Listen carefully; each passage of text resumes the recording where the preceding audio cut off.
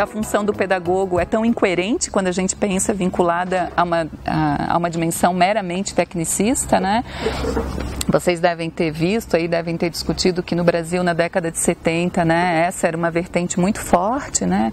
E que a gente já superou há pelo menos 22 anos, né?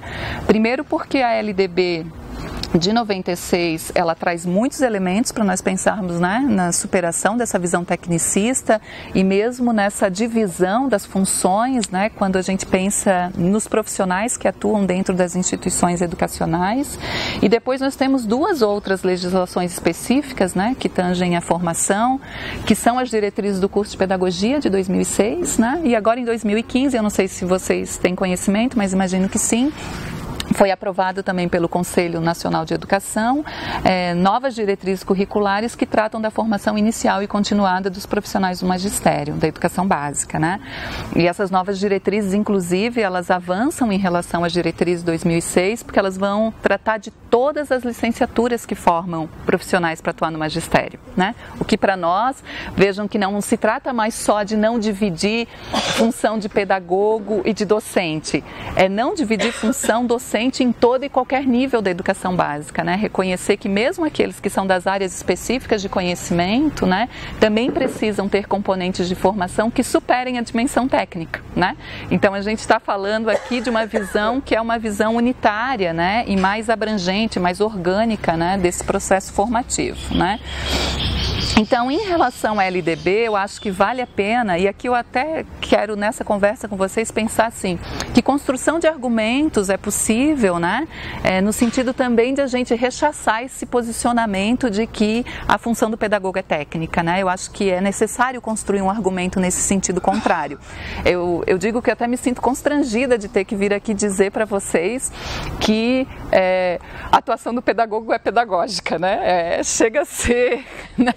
Assim, chega a ser redundante, né? A gente ter que dizer isso, que é uma atuação no campo do magistério, que ela é pedagógica, né? Chega a criar um constrangimento a gente ter que buscar argumentos, né, para poder se contrapor essa ideia, né, de uma visão tecnicista da função. Mas se é necessário, então vamos a eles, né? Assim, eu acho que vamos buscar na legislação, enfim, né, no que nós temos hoje em termos de produção de conhecimento, que argumentos são esses, né?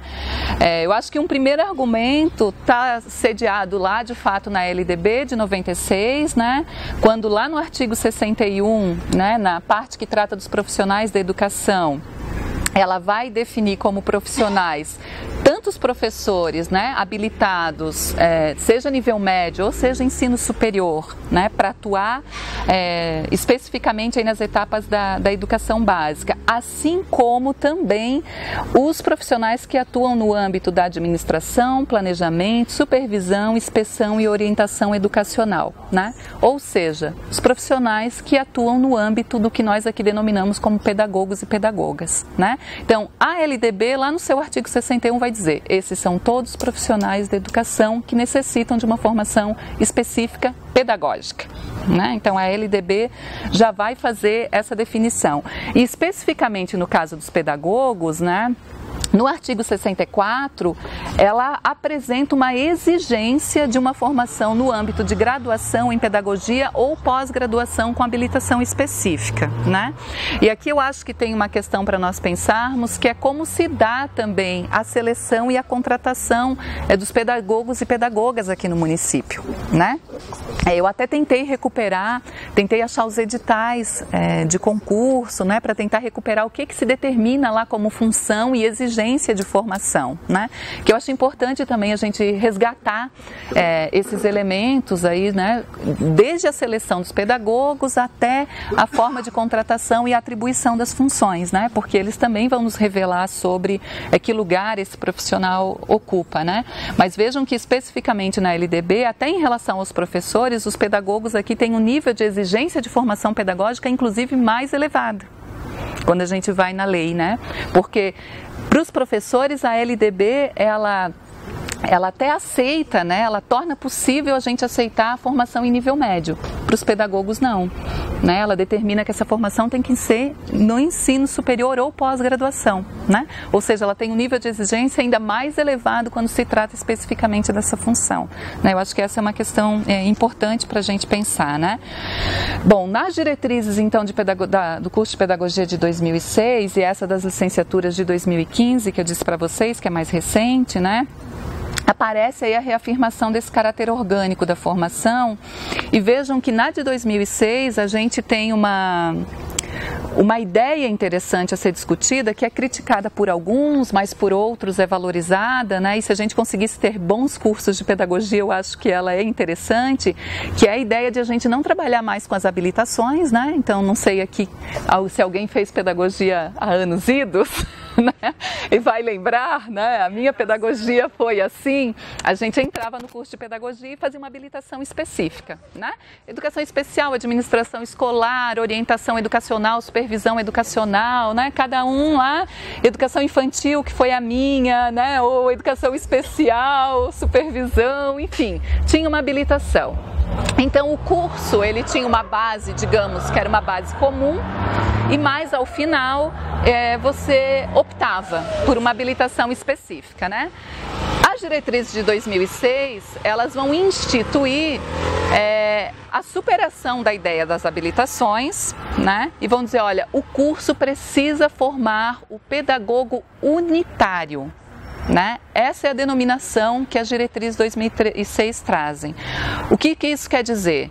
A gente vai formar professor que pode atuar na gestão, no planejamento, na organização do trabalho pedagógico, né? Então foi ampliado esse campo de atuação do pedagogo. A gente não tem mais uma divisão da formação em pedagogia para aquele que vai ser professor ou para aquele que vai atuar na função de pedagogo, né? Que a gente denomina aqui em alguns outros estados e contextos de coordenador pedagógico ou diretor, né? Então não há mais essa divisão.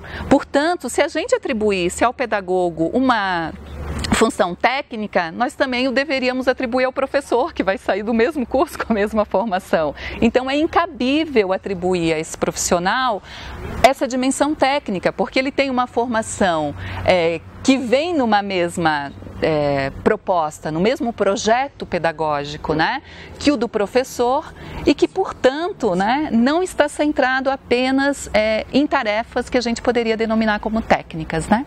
Então a gente precisa também se ater, né, a esse elemento, né?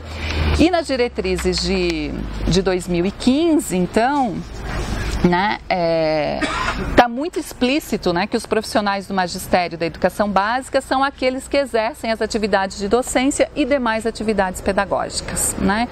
Lá no artigo 3º dessa legislação de 2015. Então acho que a gente precisa ir lá buscar nesses documentos também essas definições, né, e mostrar como a gente não tem mais essa visão, que era uma visão, sim, que nós já tivemos, historicamente ela já foi construída, né, e ela predominou por muito tempo, né, de uma perspectiva que era uma perspectiva fragmentada, de que a docência, o trabalho pedagógico, o trabalho pedagógico era exclusivo do docente, do professor, né? E de que quem estava nessas outras funções fazia um trabalho técnico, né? Mas essa visão, ela já foi superada pela legislação e, inclusive, nós não temos escolha, né, de mantê-la no cotidiano, porque o pedagogo cotidianamente, ele é convocado, né, a agir na dimensão pedagógica, porque cotidianamente ele precisa organizar os processos de hora-atividade, ele precisa mediar os processos de planejamento dos professores, né? Ele precisa atuar junto com as famílias, ele precisa pensar na avaliação institucional. Então não há como ele não ter esse conhecimento pedagógico ou não desenvolver uma função pedagógica.